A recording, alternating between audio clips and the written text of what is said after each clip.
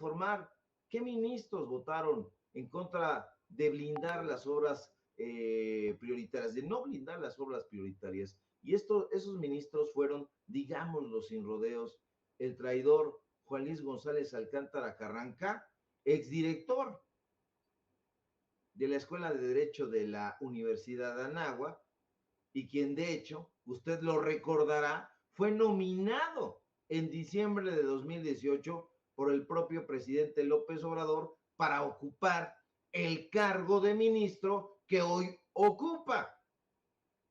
Por eso digo que es un traidor. No solamente ha sido Lili Telles, no solamente ha sido Germán Martínez Cázares, no solamente han sido estos legisladores, también ha habido traiciones en la Suprema Corte. Otro de los que votaron en contra del pueblo de México fue Luis María Aguilar Morales. ¿Se acuerda usted de Aguilar Morales? Sí, el ministro que ordenó pagar más de 2 millones de pesos por colocar una lona en uno de los patios de la Suprema Corte, y todo para que no le diera el sol de lleno en la cara. Sí, estoy seguro de que lo recuerda perfectamente, porque justo en este espacio, el 10 de mayo, le dimos a conocer el contrato donde consta esta barrabasada. Otro de los que votaron contra la nación fue Alberto Pérez Dayán. ¿Y qué le digo yo a usted sobre Pérez Dayán que no sepa? No mucho, lo que usted probablemente ya sabe, que fue titular del SAT, que fue colocado ahí directamente por el dedo de Felipe Calderón, que de hecho fue propuesto a la Suprema Corte por el amante del Bacardí, y que en consecuencia su actuación en esa corte ha sido a imagen y semejanza de todos los calderonistas, es decir, perjudicial para el pueblo de México. Y en concordancia con ese cinismo, el ministro Pérez Dayán ha dicho con las manos en jarras: estamos fuertes, convencidos de lo que hacemos, nada nos va a doblar. Otro de los ministros que decidió darle una estocada a la ciudadanía fue Javier Lainez Poitisek, y a Javier Lainez se le define muy fácilmente. Fue el segundo ministro postulado por Enrique Peña Nieto, y desde el principio la postulación de Lainez fue cuestionada por partidos de oposición debido a que fue parte de la redacción, usted lo recordará, de la reforma energética. No fueron pocos los legisladores que en ese momento sostuvieron, y con razón, que Lainez llegaría a la Corte para frenar aquellos amparos relacionados con esa mal llamada reforma estructural. Y así fue, así lo hizo. De las otras dos ministras que votaron en contra de la propuesta de blindar las obras estratégicas, ya no hay mucho que decir, porque se sabe bastante sobre su infamia y su vileza. Ana Margarita Ríos Farjat y la ministra presidente Norma Piña. Y es que la Corte está muy lejos del pueblo y cerca del poder. Y a eso justamente se refirió el presidente López Obrador. Así que, si usted me lo permite, le voy a pedir a nuestro querido don David que nos ponga el siguiente clip, que en tal caso será el clip 19, si no mal recuerdo. Sara. Gracias, presidente. Ayer en la Suprema Corte se dio la votación que invalidó este acuerdo del 21 que blindaba las obras. Se hizo en términos generales, incluso más allá del ámbito de transparencia. ¿Qué implicaciones tiene si se corre el riesgo de que estas decisiones judiciales pudieran frenar algunas de sus obras, como el Tren Maya, si se corre ese riesgo o no?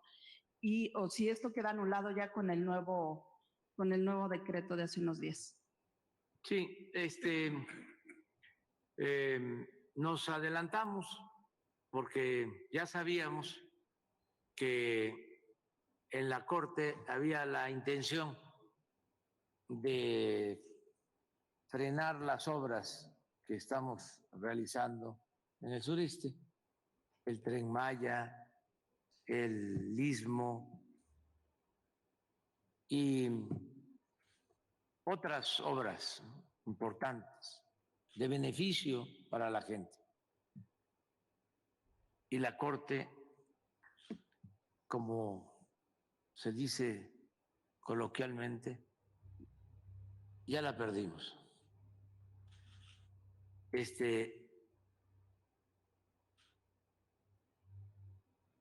Yo creo que siempre había estado alejada del pueblo y cercana al poder, pero ahora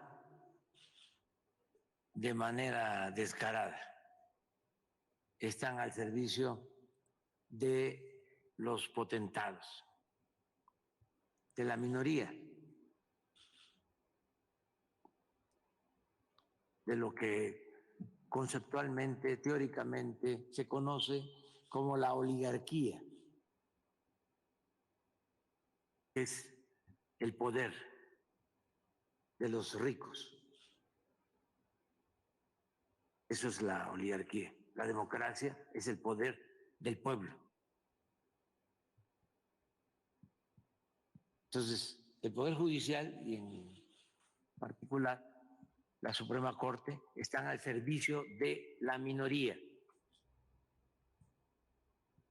Ellos no tienen ningún aprecio hacia las acciones en beneficio del pueblo raso. Nada, no les importa. Es como vivir en otro mundo. Existe un divorcio completo entre este aparato que simula impartir justicia y las necesidades de la mayoría de los mexicanos. Por eso sentimos que hace falta una reforma en el Poder Judicial. Entonces ya sabíamos que iban a tratar de frenarnos en la construcción de estas obras estratégicas y no estoy hablando al tanteo, no estoy inventando nada. Todos los amparos a las obras que estamos llevando a cabo se promueven por un grupo vinculado a los jueces, a los magistrados, a los ministros del Poder Judicial. Esto que hablábamos ayer de cómo existe una asociación de abogados con estas características que está dedicada a promover amparos en contra de las obras que estamos llevando a cabo, desde la construcción del aeropuerto Felipe Ángeles. Ahí está un exministro de la Corte que sigue teniendo mucha influencia y sobre todo que pertenece al Supremo Poder Conservador. Vamos a hacer una pausa ahí, mi querido don David. Una pausa ahí, porque el presidente López Obrador habla del Supremo Poder Conservador. Y en ese Supremo Poder Conservador se aglutinan, se agrupan no solamente estos ministros y ministras, sino además los intelectuales que en algún momento fueron orgánicos, hoy ya no son orgánicos porque ya no pertenecen o ya no son chayoteados ni maiceados por la presidencia. Ya no trabajan a favor de la narrativa del presidente, trabajaron desde luego a favor de la narrativa de Enrique Peña Nieto, por más que era un tarado y por más que se presentaba en la Feria Internacional del Libro de Guadalajara y le preguntaban, ¿qué libros lo influyeron? Y él no atinaba y confundía a su propio amigo Enrique Krause con Carlos Fuentes y no atinaba y decía, la Biblia, bueno, no toda, unos pasajes, la silla de, ¿cómo se llamaba? Tú que sabes, tú que estás más atento, la silla del que era, la silla del águila, de cómo se llamaba aquel libro que después sacaron otro libro con las mentiras de tal, de Carlos Fuentes, de Enrique Krause. No tenía idea. Vea usted nada más los últimos, o sea, no vayamos muy lejos. Pensemos en el perfil intelectual de los tres últimos presidentes antes de López Obrador. Pensemos, y eran sujetos que no nos merecíamos porque la imbecilidad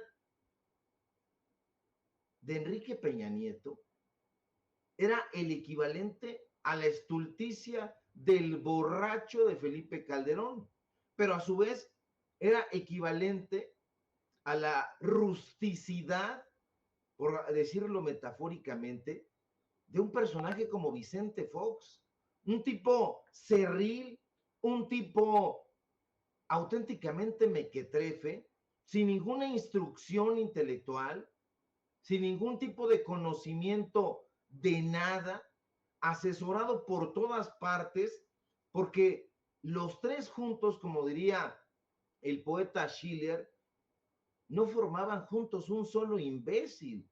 Y perdón que me vaya a los exabruptos tan temprano, pero estos tipos tenían una ignorancia supina.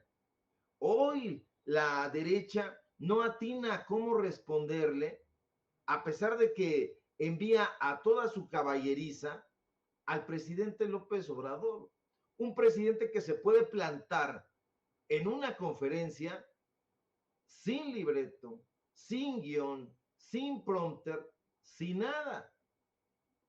Eso habla de una persona que está convencida de que lo que está haciendo es en favor del pueblo y que tiene convicciones muy firmes, que tiene una claridad mental, que estos sujetos, por más que le pongan a Raimundo Rivapalacio, a Pablo Iriarda, a Enrique Quintana, a Macario Esquetino, a toda la horda del Financiero, por no hablar de la horda del Reforma con su Denise Dresser, con su Chucho Silva Herzog, con la familia Krause, porque ahí escribe Enrique Krause y la esposa Isabel Turrent, Sergio Sarmiento, no pueden, no atinan.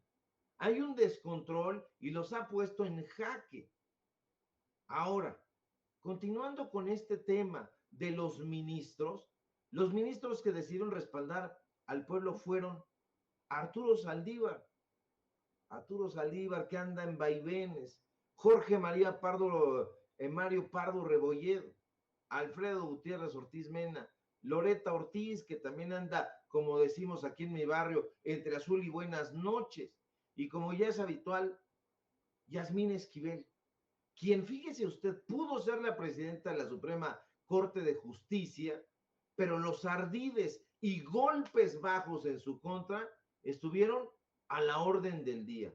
Y si no, hay que preguntarle al racista de Guillermo Sheridan, que desde su cómoda calidad de aviador en el extranjero, financiado por la UNAM, hoy se encargó y desde hace tiempo de hacerle el trabajo puerco y desacreditar a la ministra Esquivel para que no llegara a la presidencia de la Suprema Corte de Justicia de la Nación.